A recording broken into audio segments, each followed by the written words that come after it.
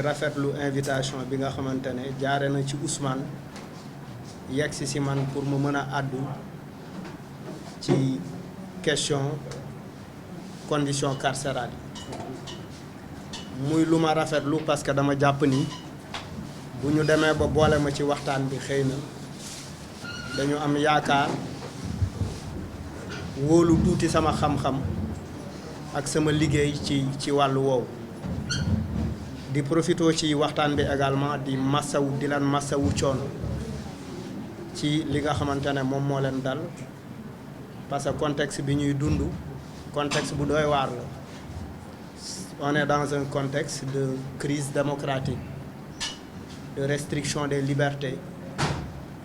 on est dans un contexte où en fait nous vivons une situation effectivement que peut-être le Sénégal n'a jamais vécu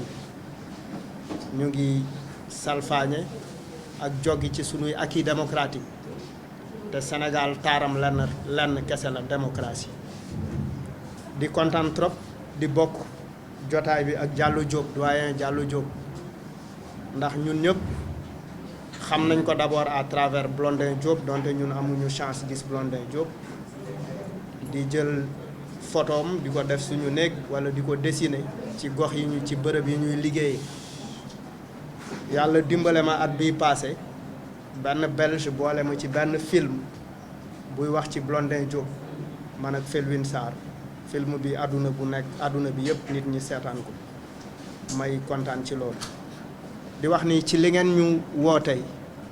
lu am solo la ndax ñu ngi ciy yëngu depuis 2005 la ñu njëkk a def une intervention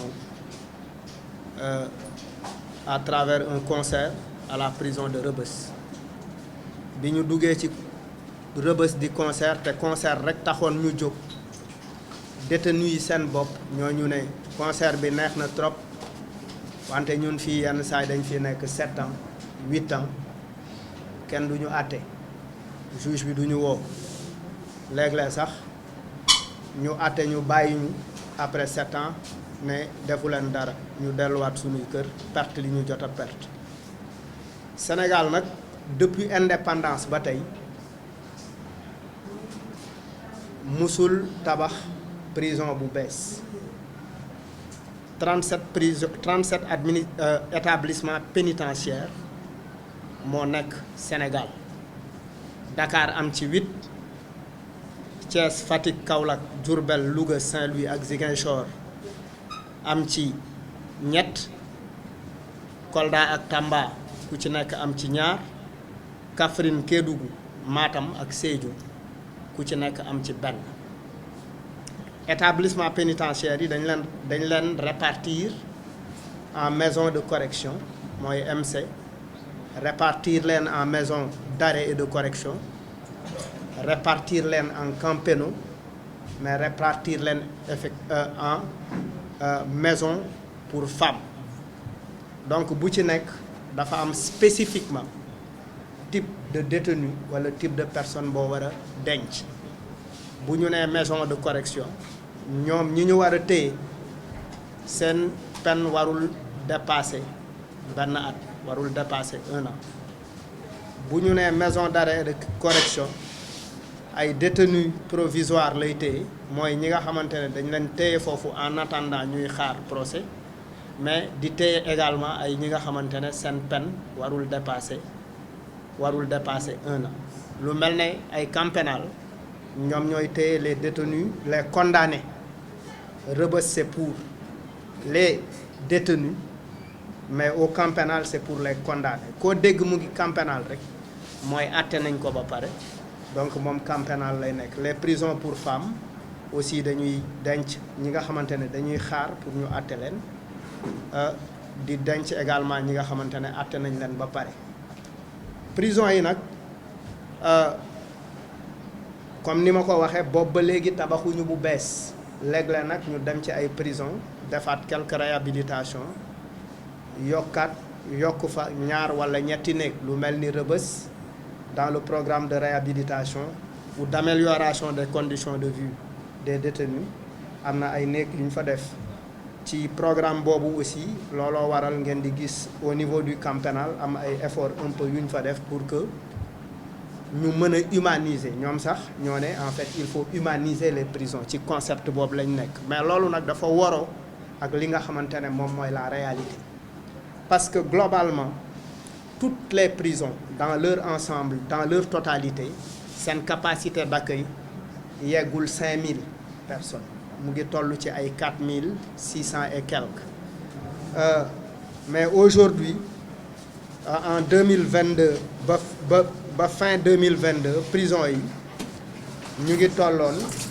selon la direction de l'administration pénitentiaire ci 12 000 et quelques 12 000 chiffre exact bi c'est 12 617 détenus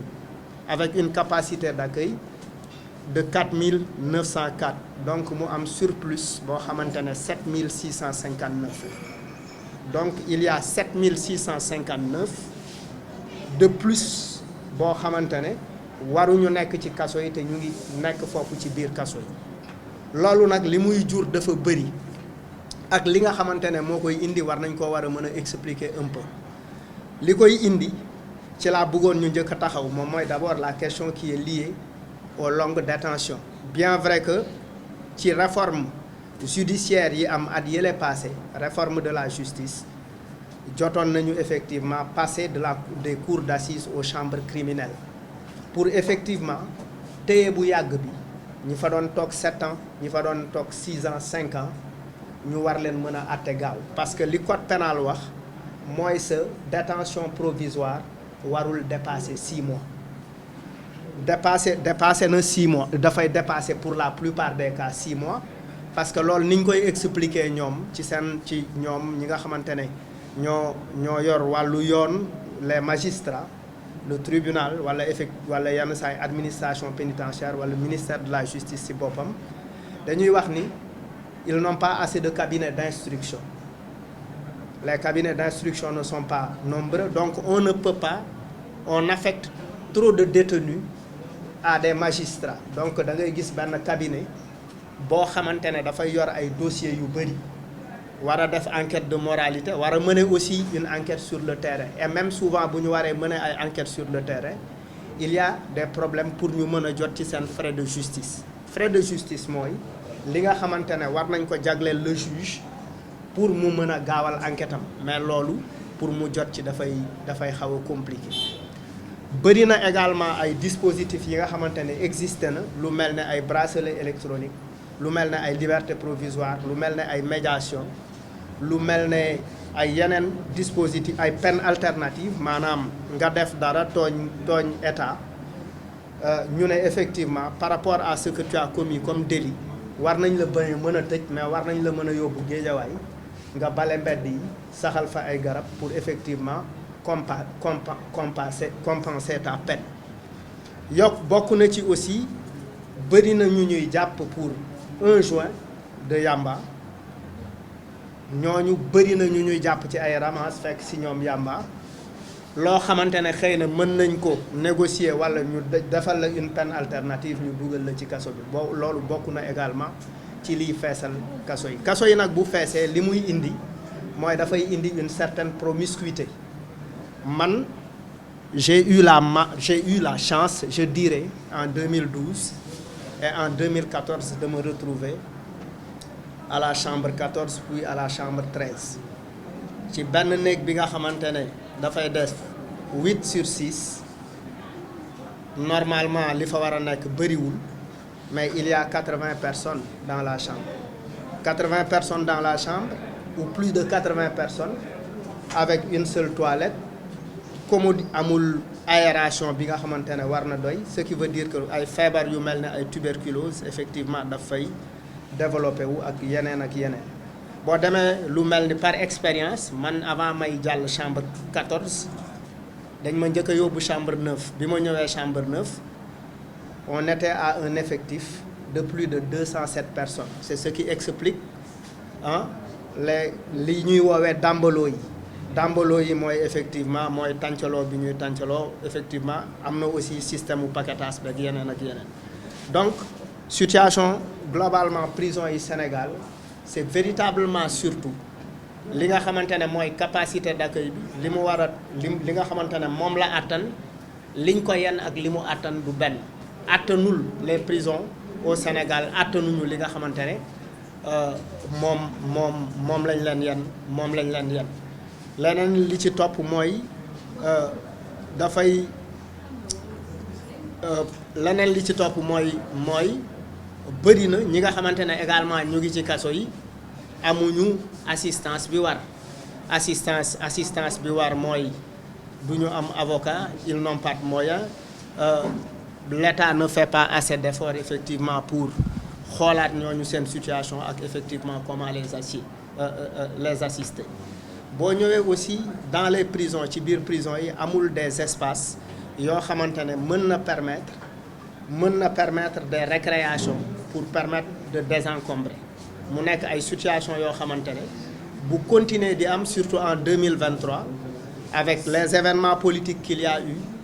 des personnes qui sont arrêtées pour des délits d'opinion des personnes qui sont arrêtées parce que effectivement dañu jàpp ni dañu bokk à un tel parti wala dañu bokkoon ci ay manifestations yokk na le nombre de détenus moo tax aujourd'hui la prison bu ñu deful ndànk mën nañ situation xat-xat bi ñu nekkee surtout à Rebeuss mën na am pour conséquence une mutinerie parce que à chaque fois qu'il y a eu des mutineries dans les prisons c'est dû à la promiscuité ou bien c'est dû effectivement à ce que parce que gars yi ñu ngi toog di xaar ñu war leen atte wuñ leen donc il est important que acteurs que nous sommes il est important et urgent pour situation yooyu ñu taxaw si n'avoir pas comme prétexte simplement parce que on a des détenus politiques pour en parler parce que toute personne peut se retrouver en prison surtout bu ñu nekkee ci dëkk yi nga xamante ni dañu am des démocraties des démocraties qui sont fragiles où en fait toll nañ ci ay restrictions ñu ngi commencer di créer ay climat de méfiance réciproque etc.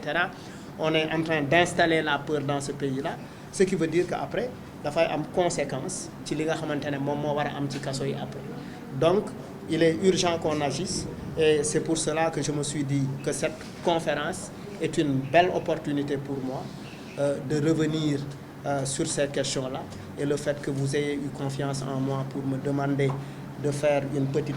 présentation waaw donc ñu ngi leen di jaajëfal bu baax